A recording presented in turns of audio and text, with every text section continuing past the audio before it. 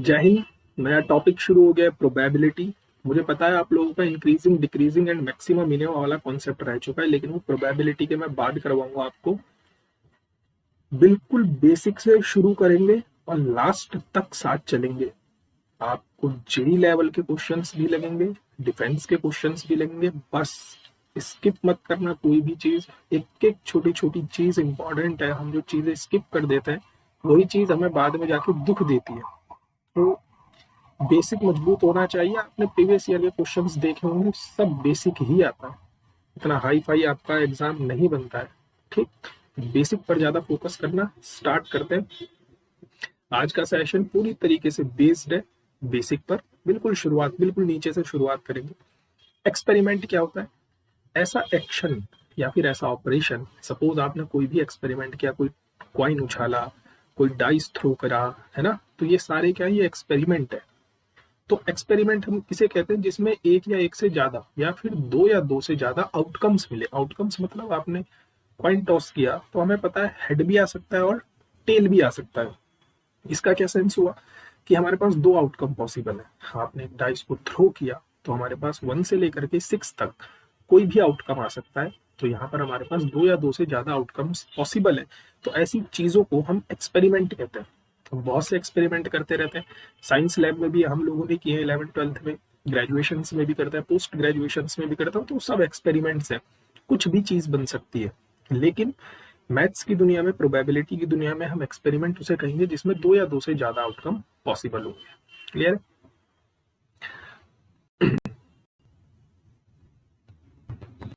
Now sample space क्या होता है? जितने भी आउटकम्स पॉसिबल हैं किसी भी एक्सपेरिमेंट के, वो सैंपल स्पेस बनते हैं। जैसे हमने एक कॉइन उछाला, तो ये हमने एक एक्सपेरिमेंट किया। अब उसके क्या क्या आउटकम्स पॉसिबल है? हेड और टेल, है ना। केवल यही दो आउटकम पॉसिबल है, हेड और टेल। जैसे आपने दो डिफरेंट कॉइन उछाले तो क्या क्या पॉसिबल? देखो, आपने सबसे पहला कॉइन टॉस किया, तो पहले कॉइन टॉस करते ही आपको हेड मिलेगा एंड देन टेल मिलेगा। फिर आपने अगेन एक कॉइन टॉस किया तो दोबारा आपको क्या मिलेगा? हेड मिल सकता है, टेल मिल सकता है ना। हेड या टेल, या फिर हेड या टेल। तो इसका मतलब जब आपने पहला कॉइन उछाला होगा तो हेड मिला होगा। क्या पता दूसरा कॉइन उछालते हुए भी आपको हेड ही मिले, है ना। या फिर पहले कॉइन में हेड मिला हो, दूसरी उछाल में आपको टेल मिला हो। इन द सेम वे, पहली टॉसिंग में आपको टेल मिला हो, दूसरी टॉसिंग में आपको हेड मिला हो, और इन द सेम वे दोनों में आपको टेल टेल मिल गया हो। ठीक, तो ये जितने भी आउटकम्स पॉसिबल हैं किसी भी एक्सपेरिमेंट से रिलेटेड, वो सारे हमारे क्या बनते हैं? सैंपल स्पेस बनते हैं। फॉर एग्जाम्पल, आपने दो डाइस फेंके। अगर आप कोई भी एक डाइस फेंकते हो तो हमें पता है जो पॉसिबल आउटकम्स हैं वो ये होते हैं 1 2 3 4 5 6। या तो 1 आ जाएगा, या 2 आ जाएगा, या 3 आ जाएगा, है ना, इसी तरीके से, या फिर 6 आ जाएगा।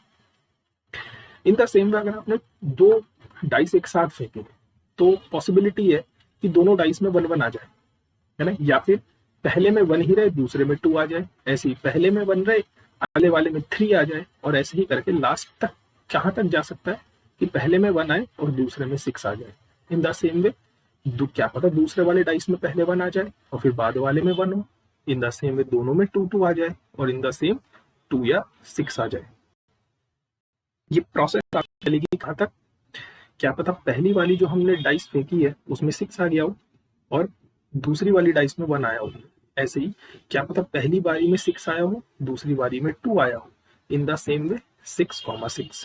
तो टोटल हमारे पास कितने सैंपल स्पेस बने हैं? 36। 36 मतलब 6 स्क्वायर। मतलब आपने एक एक्सपेरिमेंट किया। क्या एक्सपेरिमेंट किया? आपके हाथ में दो डाइस थे, आपने दोनों डाइस फेंके, तो जो जो फेंकने पर पॉसिबिलिटी आ सकती है, जो जो आउटकम्स बन सकते हैं, वो सब हमने यहाँ पर लिख दिए।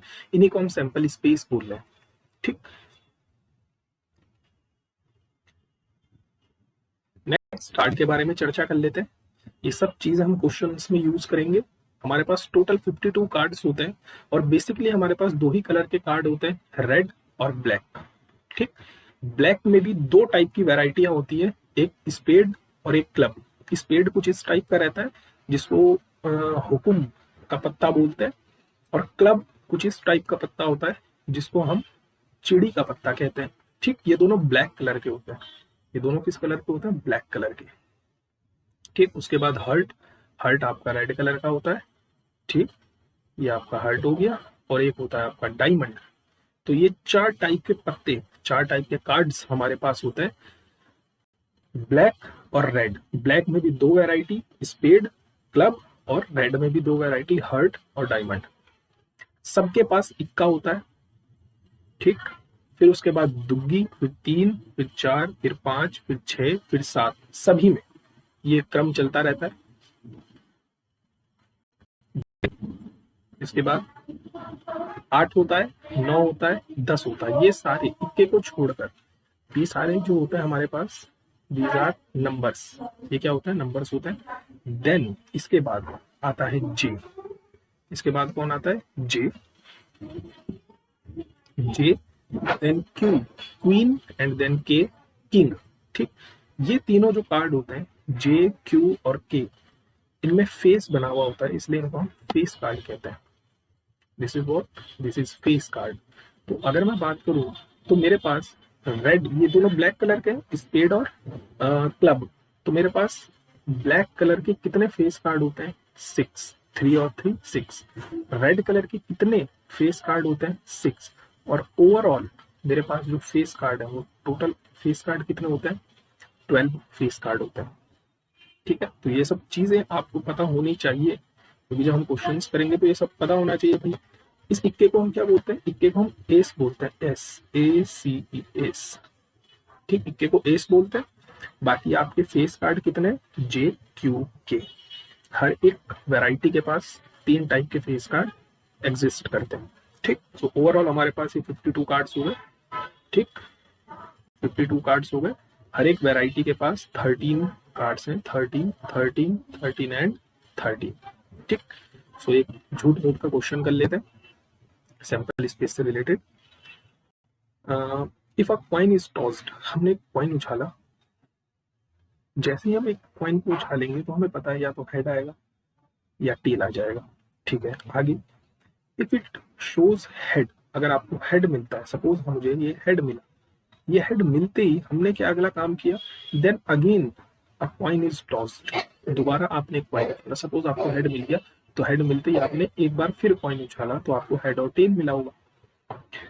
लेकिन अगर सपोज करो आपको टेल मिल जाता, अगर आपको टेल मिल जाता तो हम क्या काम करते? अ डाइस इज रोल्ड, तो हम एक डाइस फेंकते। तो जैसे ही हमें पता है हम एक डाइस फेंकेंगे तो 6 टाइप के आउटकम्स पॉसिबल है। कौन कौन से 6 टाइप के आउटकम पॉसिबल है? 1 आ जाए, 2 आ जाए, 3 आ जाए, 4 आ जाए, 5 आ जाए, या फिर 6 आ जाए। तो आपका सैंपल स्पेस कुछ किस टाइप का दिखेगा? जब आपने पहली कॉइन उछाला तो आपको हेड मिला, और जैसे ही हेड मिला तो आपने फिर से एक कॉइन उछाला, तो क्या पता आपको हेड मिला हो। या फिर जब आपने पहली उछाल में आपको हेड मिला, तो क्या पता दूसरी उछाल में आपको टेल मिला। लेकिन ऐसा भी तो हो सकता है कि हेड मिला ही ना हो, आपको टेल मिला हो, और जैसे टेल मिला तो ये अपने साथ डाइस के 6 सैंपल स्पेस लेकर आएगा।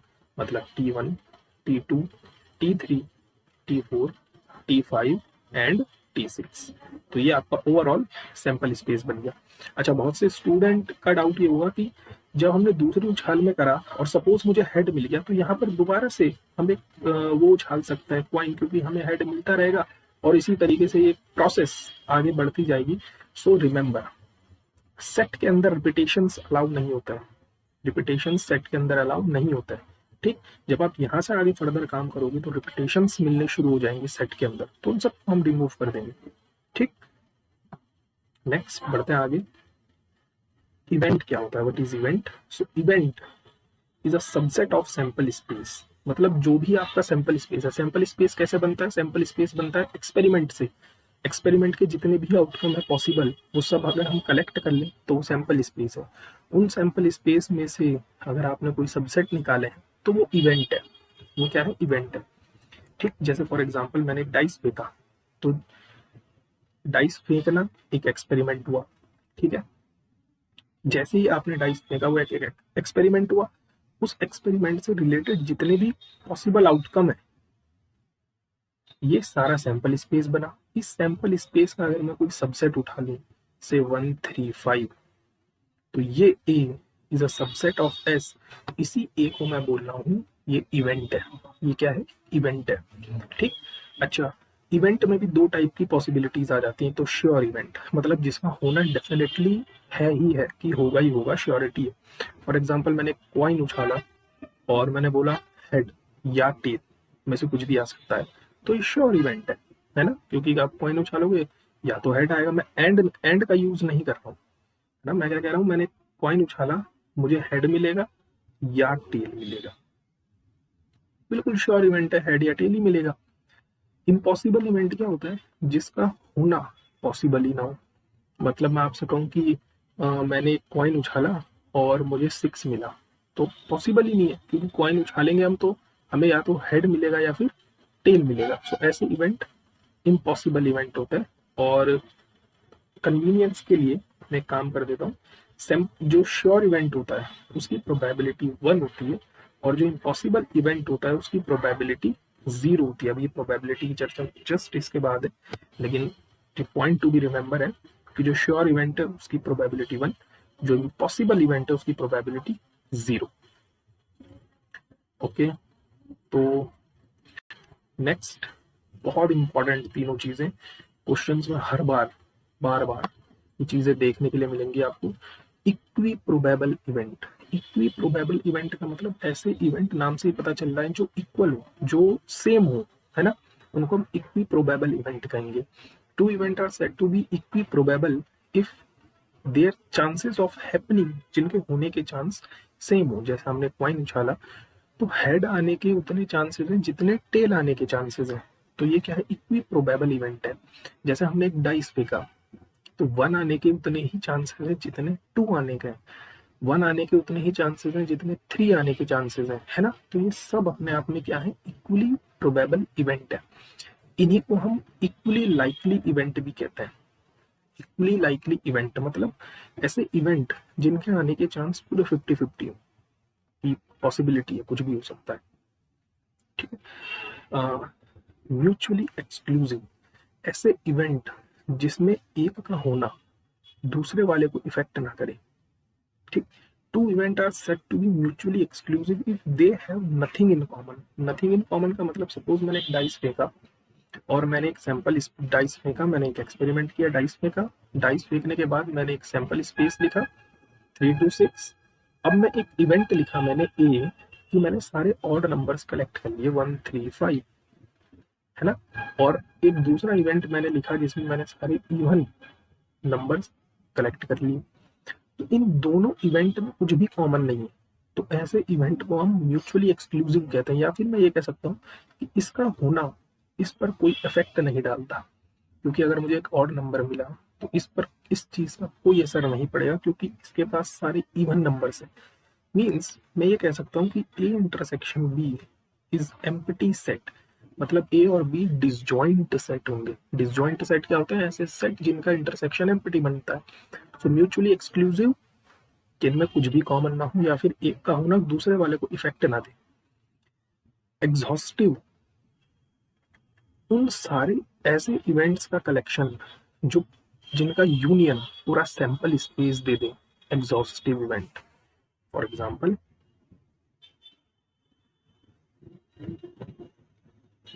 हम यहीं से समझ सकते हैं। देखो ये मेरे पास दो, हमने एक डाइस फेंका, एक इवेंट आया सारे ऑड नंबर्स, एक इवेंट आया सारे इवन नंबर। तो अगर मैं इन दोनों का यूनियन ले लूं तो मुझे पूरा सैंपल स्पेस मिल जाएगा 1 2 3 4 5 6। तो ये क्या है, ये दोनों इवेंट एग्जॉस्टिव है, एग्जॉस्टिव इवेंट है। ऐसे इवेंट जिनका यूनियन पूरा सैंपल स्पेस दे दे, एग्जॉस्टिव इवेंट बनता है। अगर आप इसको अच्छा, अगर आप इस वाले को म्यूचुअली एक्सक्लूसिव को वेन डायग्राम के थ्रू समझो तो कुछ इस टाइप का आपको देखने के लिए मिलेगा। ये सेट ए, ये बी, नथिंग इन कॉमन। और एग्जॉस्टिव इवेंट को अगर आप वेन डायग्राम के थ्रू समझो तो सपोज ये मेरा E1 इवेंट है, this we have E2 event, this we have E3 event and this we have E4 event.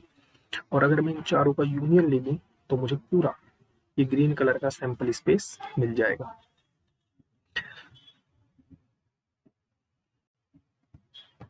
Now classical definition of probability. Probability को हम सिंपल लैंग्वेज में समझे तो जितने हमारे पास किसी इवेंट से रिलेटेड आउटकम्स है upon total number of outcome.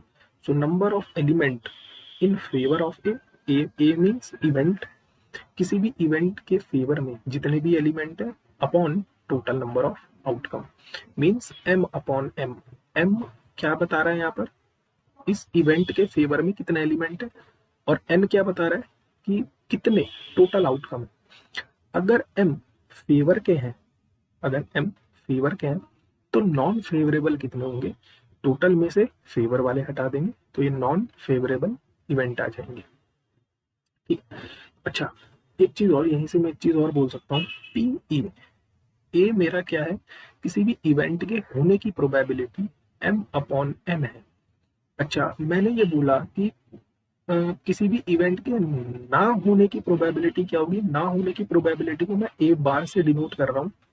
ना होने की प्रोबेबिलिटी, ये तो फेवर के हैं, ना होने का मतलब non favourable n minus m upon n। अगर मैं इसको सेपरेट करूं तो ये मिल जाएगा 1 माइनस m अपॉन n। तो P A bar equals to 1 minus, और m अपॉन n है क्या, पी ए। ठीक, सो किसी भी इवेंट के ना होने की प्रोबेबिलिटी क्या है, 1 माइनस उसके होने की प्रोबेबिलिटी। ठीक, सेकंड चीज जो हम यहाँ से डिराइव कर सकते हैं कि ये जो m है, जो फेवर में है एलिमेंट, वो कम से कम 0 हो सकते हैं कि एक भी फेवर में ना हो, या max to max sample space के बराबर हो सकता है n के। और अगर मैं इस पूरी इक्वेशन में n से डिवाइड कर दूं तो मुझे कुछ इस टाइप की चीज मिलेगी, और m अपॉन n क्या होता है, पी ए। तो मतलब जो आपकी हमारी प्रोबेबिलिटी है किसी भी इवेंट से रिलेटेड, वो कम से कम 0 हो सकती है और मैक्स टू मैक्स 1 तक जा सकती है। ठीक, कई बार चीज पूछी जाती है odds in favour, odds against favour. So odds in favour का मतलब जितने फेवरेबल आपके इवेंट है अपॉन नॉन फेवरेबल आपके जो है। तो फेवरेबल हमने m माने थे, नॉन फेवरेबल कितने, n माइनस m। तो ये ऑड्स इन फेवर है कि आपके फेवर में कितने, और आपके अगेंस्ट कितने, जितने नॉन फेवरेबल होंगे मतलब n minus m upon favourable means m। इन सारी टर्मिनोलॉजीज का हम यूज करेंगे अपने क्वेश्चंस में। सो आपको ये नोट्स प्रॉपर बनाना है, रिवीजन करना है, ठीक, ताकि आपके दिमाग में हर एक चीज रहे। और लास्ट क्वेश्चन करते हैं। क्वेश्चन ये कह रहा है कि अगर हमने 2 डाइस फेंके हैं, जिसकी हमने ऊपर सैंपल स्पेस देख लिया कैसा बनता है, हमें प्रोबेबिलिटी फाइंड आउट करनी है सम की, कि सम आपका 2 आए। अच्छा सम कभी भी 1 नहीं आ सकता, क्योंकि किसी भी डाइस में सबसे लीस्ट नंबर 1 होता है, और अगर आपने 2 डाइस फेंके तो मिनिमम कम से कम 1,1 तो आपको मिलेगा ही, और इनका सम 2, कम से कम 2 सम तो डेफिनेटली मिलेगा, है ना। तो हमें इन सब की प्रोबेबिलिटी कैलकुलेट करनी है, ठीक है। तो यहाँ हम सम लिख लेते हैं कि हमें सम क्या क्या मिल सकता है। तो सम हमें 2 मिल सकता है, सम 3 मिल सकता है, सम हमें 4 भी मिल सकता है, 5 भी मिल सकता है, 6 भी मिल सकता है, 7 भी मिल सकता है, 8, 9, 10, है ना, एंड 11 और 12। ठीक, 12 से ज्यादा सम नहीं मिल सकता, क्योंकि मैक्स टू मैक्स 6 और 6, 12 ही आपको मिल सकता है। ओके, अच्छा यहाँ पर हम केसेस बनाते हैं कि कितने केसेस आपके बन सकते हैं। 2 कब कब मिलेगा आपको, 1,1, है ना। इसके अलावा तो और आपको सम 2 नहीं मिल सकता। तो 1 फेवरेबल हमारे कितने बन गए, 1। ठीक, एक ही केस ऐसा पॉसिबल है। अच्छा 3 कब कब मिल सकता है, 1 और 2 को ऐड करके, या फिर 2 और 1 को ऐड करके। मतलब कितने केसेस पॉसिबल है, 2। अच्छा 4 कब कब मिल सकता है, 1 और 3 को ऐड करके, 3 और 1 को ऐड करके, या फिर 2 और 2 को ऐड करके। तो फेवरेबल कितने केस हो गए, 3। तो अच्छा सर ये ऐसे ही बढ़ता रहेगा आगे, हाँ ये डेफिनेटली ऐसे ही बढ़ता रहेगा। जब आप 5 के लिए करोगे तो आपको 4 मिलेंगे, जब 6 के लिए करोगे तो आपको 5 मिलेंगे। अच्छा 7 कब कब मिल सकता है, चेक करते हैं। 1,6 पर मिल जाएगा, 6,1 पर मिल जाएगा और 4,3 पर मिलेगा, 3,4 पर मिलेगा। और इसके अलावा कोई केस और पॉसिबल नहीं हो पाएगा कि आपको मिलेगा एक 5,2 और एक 2,5। तो आपके ओवरऑल कितने बन गए? 6। अब जैसे ही 8 का नंबर आएगा तो थिंक अबाउट इट, एक तो 4,4, ठीक, और एक 5,3, एक 3,5, फिर 6,2 और 2,6। बस, यानी अब यहाँ से उल्टी गिनती शुरू। 5, फिर 9 के लिए 4, फिर 10 के लिए 3, फिर 11 के लिए 2 और 12 केवल एक ही केस है 6,6 यानी कि 1। नाउ आपको प्रोबेबिलिटी फाइंड आउट करनी है। प्रोबेबिलिटी क्या होती है? फेवरेबल, कितने फेवर में आपके, तो 1 अपॉन टोटल केसेस कितने, 2 डाइस एक साथ फेंके आपने तो टोटल 36। यहाँ पर 2/36, यहाँ पर 3/36, ऐसे ही करके आप इजिली कैलकुलेट कर सकते हो। ठीक, so hope you like this video. Video अच्छा लगा हो तो लाइक, शेयर, सब्सक्राइब जरूर करा करो। कमेंट सेक्शन में बताया करो अगर कुछ इम्प्रूवमेंट करनी है इन चीज़ों में, क्योंकि अभी जो भी है वो यही है ना। तो तब तक के लिए जय हिंद, जय भारत।